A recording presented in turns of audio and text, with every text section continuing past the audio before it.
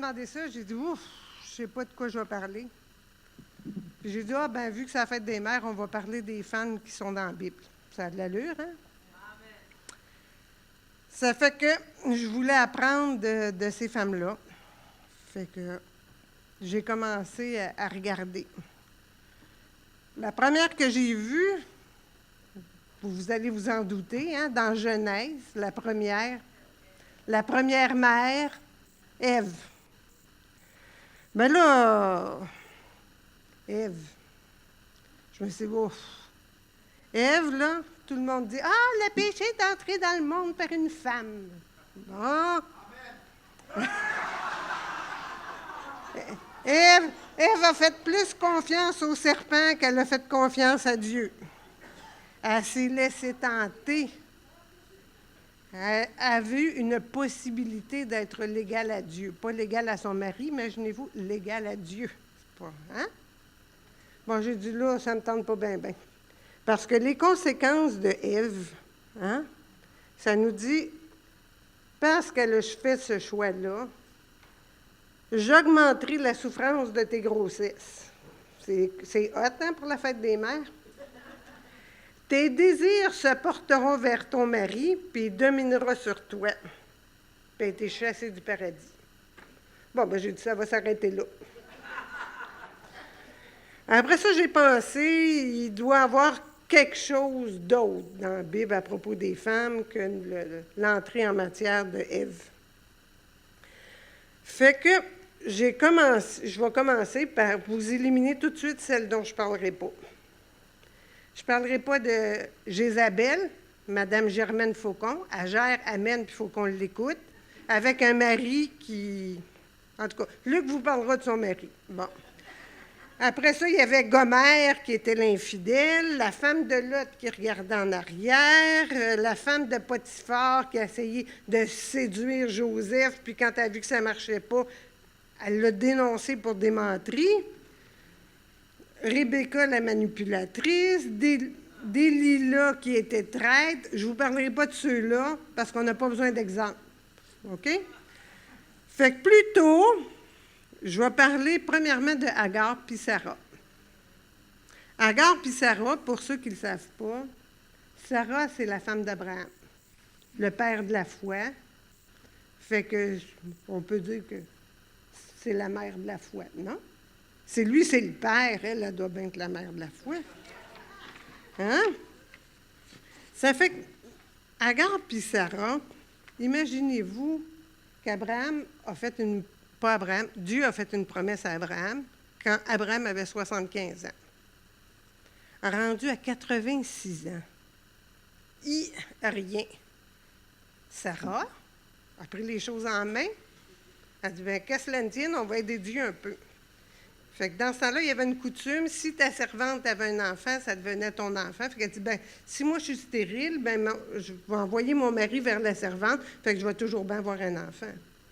Fait que en fait, c'est ça qu'elle a fait, puis ça a marché. La servante est tombée enceinte. Puis là, je vous le dis, là, dans les couples, c'est pas bon d'en avoir plus qu'une. Hein? Fait qu'une fois que la servante est enceinte, Agar...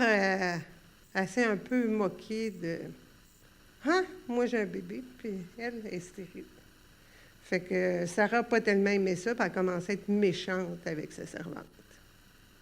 Fait que sa servante, qu'est-ce qu'elle a fait? Elle s'est enfuie. Mais Dieu était là. Elle avait beau être une servante, elle avait beau être en fuite, c'est pas elle qui est allée vers Abraham, c'est Abraham qui est allé vers elle pour que Sarah ait un bébé. Fait Dieu lui a dit, retourne vers ta maîtresse, humilie-toi, puis tu vas avoir un fils, puis je vais te bénir. Fait qu'Agar est partie, puis elle est allée revoir sa maîtresse. Là, l'enfant grandit, puis là, imaginez-vous, 12 ans plus tard, il y a du monde qui arrive, des anges, des porte-paroles de Dieu, puis qui disent à Sarah, tu vas avoir un bébé. Hey. Elle est partie à rire. Puis moi, quand j'ai regardé dans la Bible, ça m'a fait sourire. parce que je n'avais jamais remarqué ça. Elle a ri parce qu'elle dit, comment est-ce que rendu à mon âge, une femme musée comme moi pourrait avoir encore du désir puis du plaisir? Moi, je ne pensais pas, hein, quand on apprenait ça enfant, ils ne nous parlaient pas de ces choses-là. Mais notre Sarah est tombée enceinte. Puis elle a eu un bébé, Isaac. Puis quand Isaac a été sevré, bien Ismaël, son demi-frère, parti à rire. Sarah n'a pas aimé ça. Fait qu'elle est allée dire à Abraham, regarde, moi, j'aime pas bien ça. Mais moi, j'aurais donc aimé ça que Dieu dise la même chose à Luc qu'il a dit à Abraham. Il a dit, fais tout ce que ta femme va te dire. Ça fait que notre Abraham, il a renvoyé la servante avec un petit lunch puis de l'eau. La servante est partie dans le désert. Mais Dieu est encore avec elle. Puis il dit, oui, je vais te protéger, puis je vais te bénir, puis crains rien. Puis Ismaël aussi, il a eu une grande descendance. Fait que là, on voit deux portraits.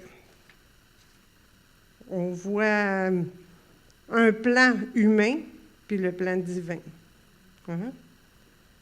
Fait que qu'est-ce qui nous remarque? Qu'est-ce qu'on remarque dans ça? Le plan humain, il est arrivé, ça a été moins long. Oui. Mais le plan divin était meilleur. Fait qu'est-ce que ça nous dit aujourd'hui? Patience. On n'a pas besoin d'aider Dieu. On faut y faire confiance. Son plan, il peut s'accomplir. Regardez, là, ça a pris 25 ans avant que ce que Dieu dit, puis ce qui arrive, ça se passe. Dans notre vie, ça arrive-tu des fois qu'on aide Dieu? Bien, je pense qu'aujourd'hui, on a l'exemple sous les yeux.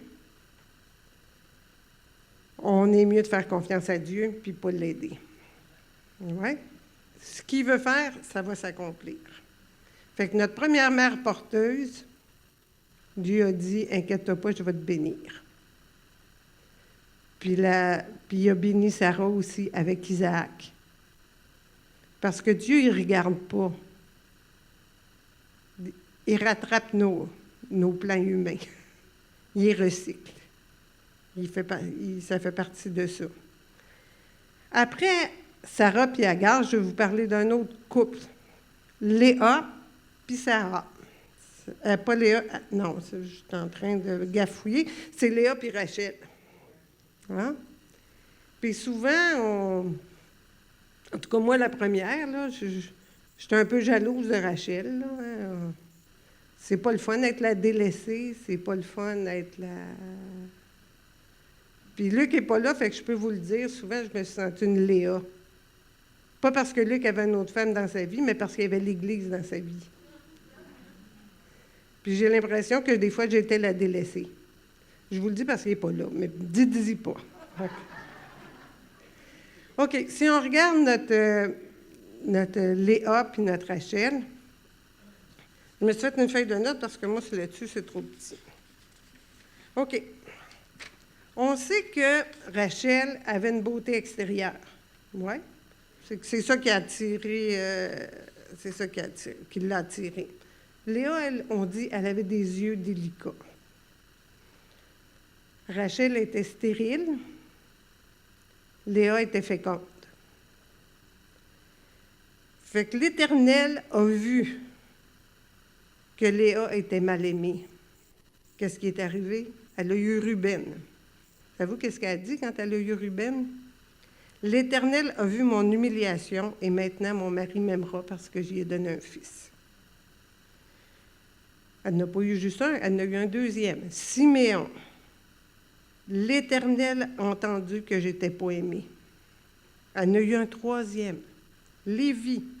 Mon mari s'attachera à moi. Elle en a eu un quatrième. Judas. Je louerai l'Éternel.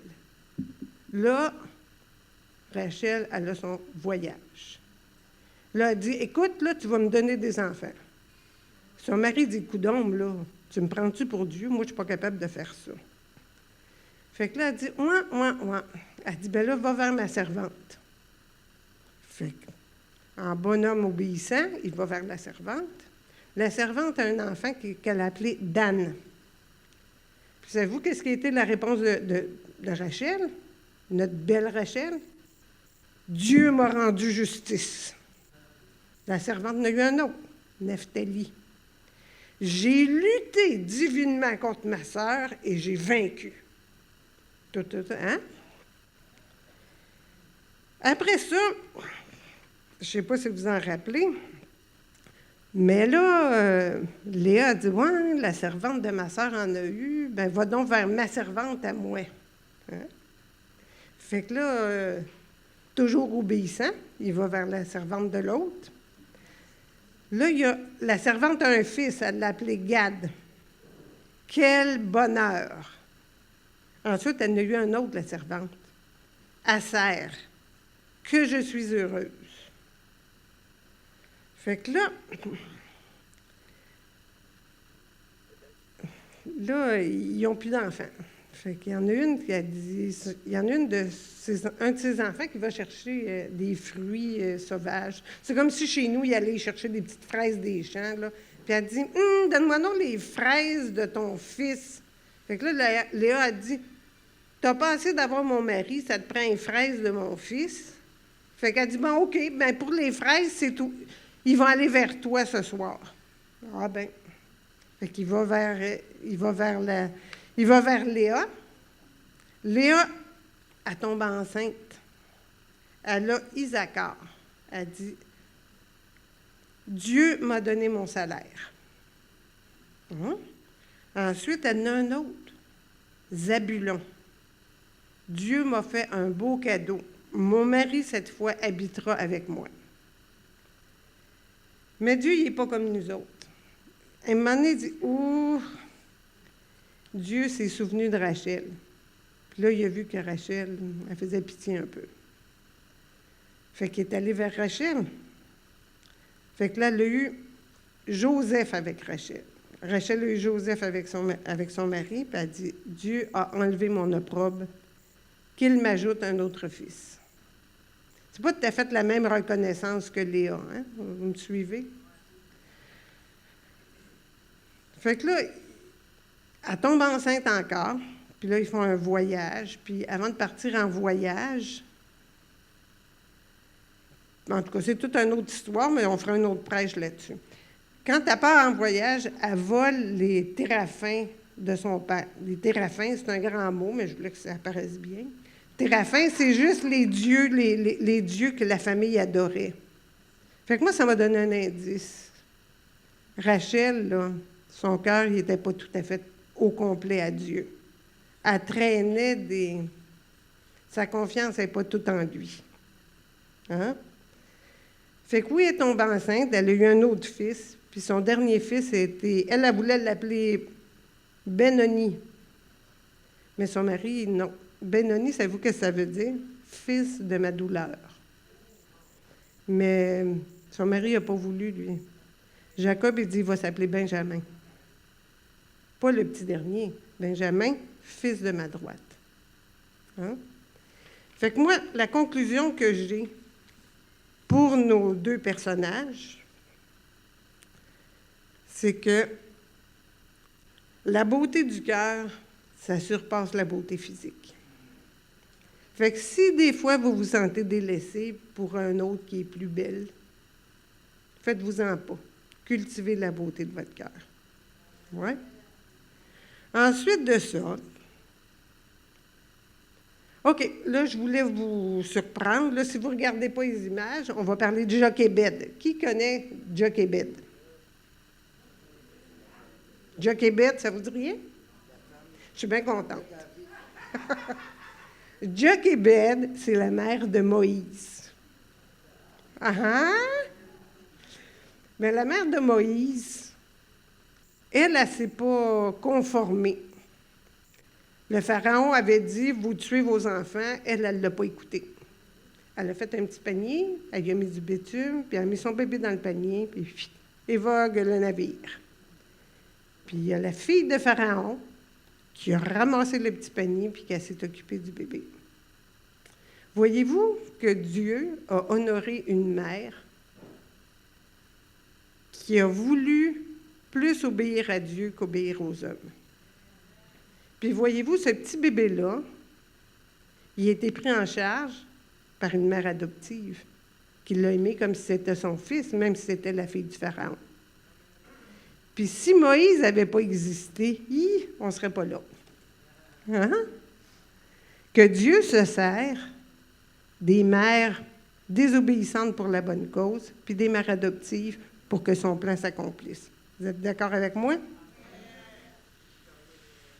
Hein? Fait que les mères biologiques puis les mères adoptives, les deux sont importantes. Oui? Si on continue, je ne sais pas où je suis rendue dans mon PowerPoint, là, mais bon. Ensuite de ça, je vais vous parler de Rahab. Rahab, ça, c'est avant que le peuple de Dieu entre dans Jéricho. Il avait décidé, Josué, d'envoyer 2 espions pour aller voir ce que ça avait l'air. Fait que je ne sais pas pourquoi, mais les 2 espions sont arrêtés à la maison de la prostituée. Je ne sais pas si c'est la coutume de ce temps-là, mais ils sont arrêtés là. Oui. Mais la prostituée, Rahab, a dit, moi, je le sais, que votre Dieu, c'est le vrai Dieu. Elle avait la foi, hein, cette madame-là? Elle a décidé de cacher les hommes de Dieu, de faire à croire qu'il n'était pas là. Elle a risqué sa vie parce qu'elle aurait pu se faire tuer, là, s'il l'avait découvert. S'il était monté en haut, puis qu'il avait fouillé, puis qu'il avait trouvé les hommes, là, je ne donne pas cher de sa vie. Mais elle a eu de la foi, puis elle a agi. Elle savait que c'était des hommes de Dieu, puis elle les a protégés. Puis Rahab, on voit qu'il en parle dans Hébreux 11:20, ça dit « C'est par la foi que Rahab, la prostituée, ne périt pas avec les rebelles. Elle a reçu les espions avec bienveillance. » Puis dans Jacques, au verset 2:25, ça dit « Rahab, la prostituée, ne fut-elle pas également justifiée par ses œuvres? » Rahab, la prostituée, a été justifiée par la foi puis ses œuvres. Ensuite de ça, je vais vous en parler d'une autre, Tamar. Tamar, c'en est un autre pour reposante. Il y avait une coutume dans ce temps-là que si, mettons, je m'étais mariée avec toi, Serge, là, puis tu meurs, ben, il aurait fallu que je marie Luc, puis Luc meurt. Ben, Réal aurait fallu que je me marie avec toi puis que tu me donnes une descendance. Mais petit Paul aurait eu bien peur parce qu'il dit, bon, ben, je n'ai déjà perdu 2 gars, j'en perdrai pas un 3e. Oui? Ça, c'est un peu l'histoire de Tamar. Fait que Tamar n'avait pas de descendance. Puis elle voyait que Réal grandissait, là, le 3e fils, puis le père, il ne donnait pas. Fait que la Tamar avait de la suite des idées. Quand le beau-père, quand Judas est allé faire tondre ses moutons, elle s'est déguisée en prostituée. Puis le beau-père est allé vers elle. Puis elle dit, donne-moi des gages là, pour payer ce que tu as fait. Fait qu'il a donné son seau, son bâton, puis une autre chose que je ne me rappelle pas. Puis elle est tombée enceinte. Ils ont dit, « Hey, Judas, tu sais-tu que ta belle-fille, elle s'est prostituée, puis elle est enceinte? Shame on elle, hein? Qu'elle ait honte, ça n'a pas de bon sens. » Fait que Tamar, enceinte, elle revient, elle dit, « Oui, je suis enceinte. » Elle dit, « Veux-tu savoir c'est qui le père? » Puis elle a sorti le seau de Judas puis son bâton. Fait qu'est-ce que vous pensez? Judas a dit, elle était plus fidèle que moi, parce que moi, je devais lui donner mon 3e fils, puis je ne l'ai pas fait. Fait que ça faisait partie du plan de Dieu. Puis si la famille de Judas n'avait pas eu de lignée, qui est-ce qui ne serait pas là? Jésus.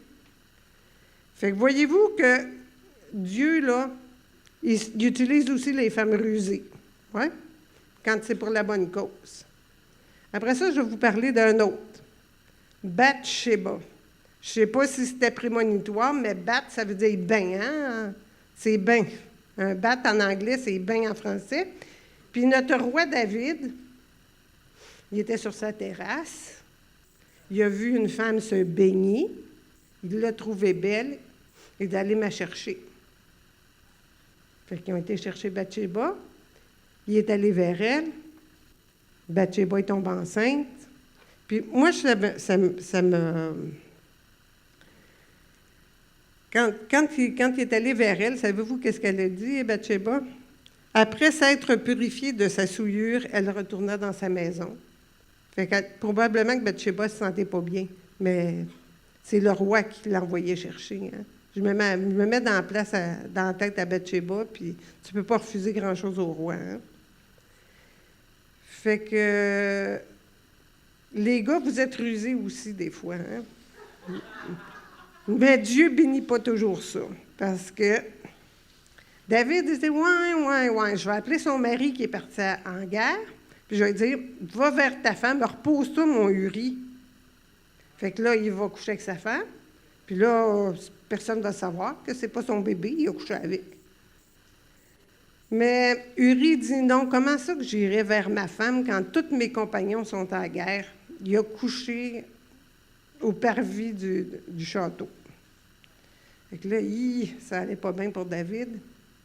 Fait que David, il a envoyé une lettre à un des commandants, puis il dit, bon, ben tu vas mettre Uri sur la première ligne. Oui, mais il va se faire tuer. Tu le mets sur la première ligne, parce que David s'est dit, si Uri meurt, Bathsheba va être veuve. Fait que là, ça n'apparaîtra pas. Mais Dieu voit tout ça. Puis suite, les conséquences de David, ça a mal été pour toute sa famille, puis Dieu l'avait dit. Puis vous devez vous demander pourquoi je vous parle de toutes ces femmes-là. Les dernières qu'on a vues, la prostituée, Tamar, Bathsheba. Hein? Nous autres, on les aurait regardées, puis on aurait dit, oh, c'est des femmes de peu de valeur. Hein? Une prostituée, une qui trompe son beau-père, une qui est adultère. Hein? On n'a pas besoin de ça dans nos vies. Mais Dieu voyait leur situation. Puis savez-vous que ces femmes-là, ça fait partie des 4 femmes qui sont nommées dans la lignée de Jésus. Fait que Dieu, lui, ça ne l'arrête pas. La prostitution, l'adultère, Dieu, ça ne l'arrête pas. Puis je vous en parle aujourd'hui parce que pour moi, si Dieu les a mis dans la descendance de Jésus, c'est pour nous montrer quelque chose. Puis je vais vous le dire à la fin. OK. Ensuite de ça, oui, il y a Marie. Marie, je vais finir avec elle. Hein, tout le monde la connaît, la mère de Jésus. Je n'ai pas besoin de vous raconter son histoire. Oui? Il y en a qui ne connaissent pas l'histoire de Marie? Bon, c'est bon. Mais là, il y en a une autre, Hulda. La connaissez-vous? Hulda. Hulda. Hein, vous ne savez pas, hein? Bien, Hulda, quand Ésias a découvert les livres de la loi puis qu'il s'est aperçu que tout le peuple de Dieu était dans le chenoute, il a dit « Allez consulter l'Éternel ». Savez-vous qu'est-ce qui était prophète dans ce temps-là? Non. Oui, Hulda était là. Tu me devances, là, Benoît, c'est pas juste. Mais il y avait le prophète Jérémie. Puis nous autres, hein?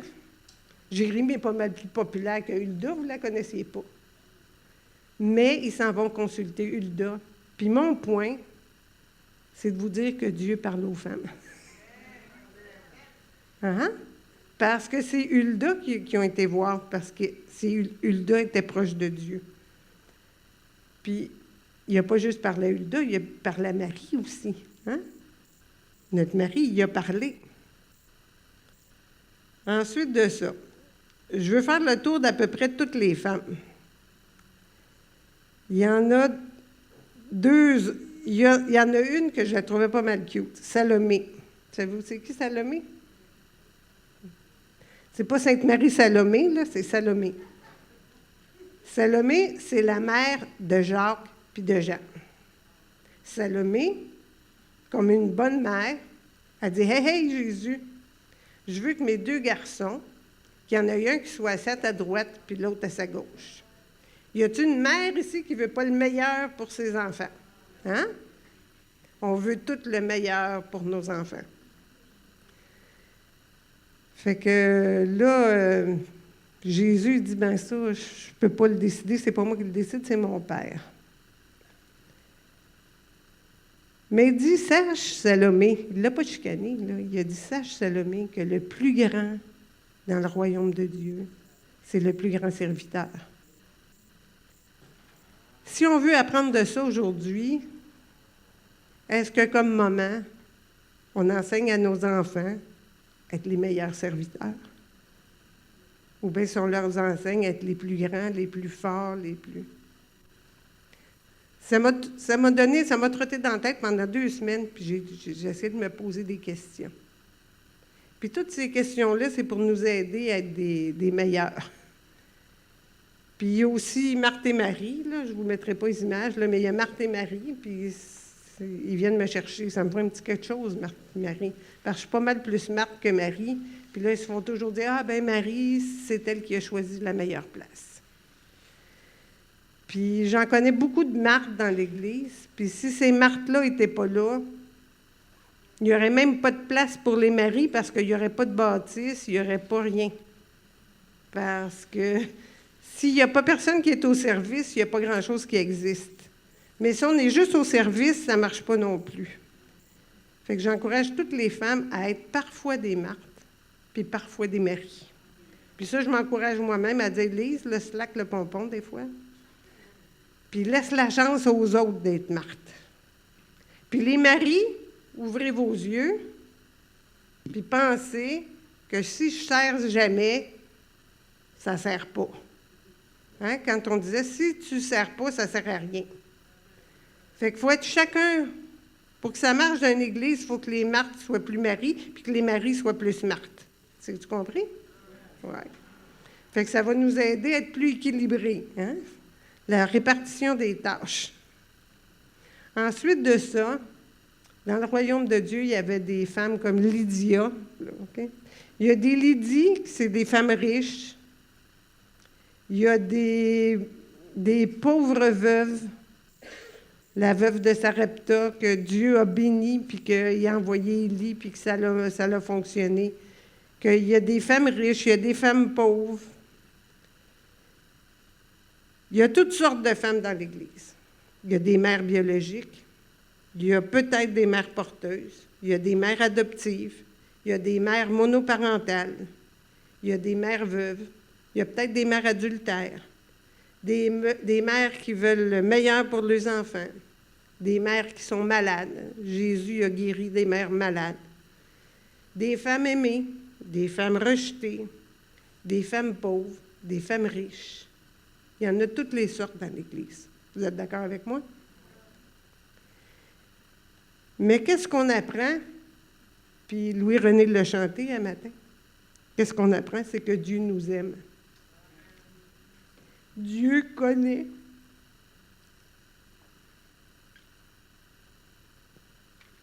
La situation de chacun et de chacune. Puis Dieu voit votre cœur. Il ne voit pas la réalité que nous autres, on voit. Dieu voit votre cœur. Puis dans le Proverbe 31, ça dit « La femme qui craint l'Éternel est celle qui sera louée. Elle les surpasse toutes. » Oui. L'Éternel, ça c'est dans 1 Samuel, ça dit « L'Éternel ne considère pas ce que l'homme considère. L'homme regarde à ce qui frappe les yeux, mais l'Éternel regarde au cœur. »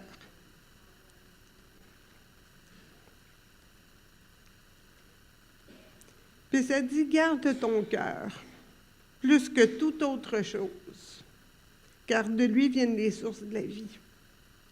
Fait qu'à toutes les mamans, que vous soyez biologiques, Peu importe votre situation. Dieu vous aime. Dieu connaît votre cœur. Il connaît votre situation.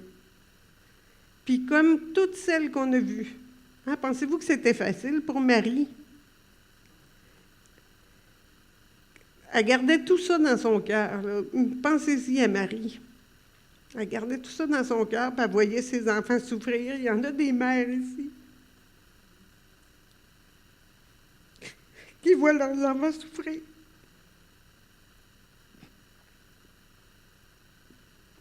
Mais Dieu a la réponse. Dieu a la solution. Il nous a fait des promesses. Élève ton enfant dans les voies de Dieu pendant qu'il est petit, puis il va revenir dans les chemins. Laissez-vous pas voler vos promesses. Puis c'est pas vous autres de faire le plan de Dieu. Dieu va le réaliser. On n'a pas besoin de l'aider. Bon, moi, je n'ai pas vraiment besoin de ça. Je ne me maquille pas, fait que ça ne coulera pas. Fait que moi, je veux vous encourager, que ce soit une parole d'encouragement à toutes les femmes. Dieu nous aime. Puis il va nous aider à passer au travers. Qu'on va confier en lui. Puis en tout cas, il y a un adage qui dit, hein, une famille heureuse, un homme heureux, ça prend une femme heureuse. Fait que ça, Luc va vous en parler, aux gars. Entre-temps, nous autres, on a Dieu pour nous, pour remplir le vide qu'il peut y avoir. Puis Dieu est avec nous autres. Puis lâchez pas. Fait que bonne fête à tous les mamans.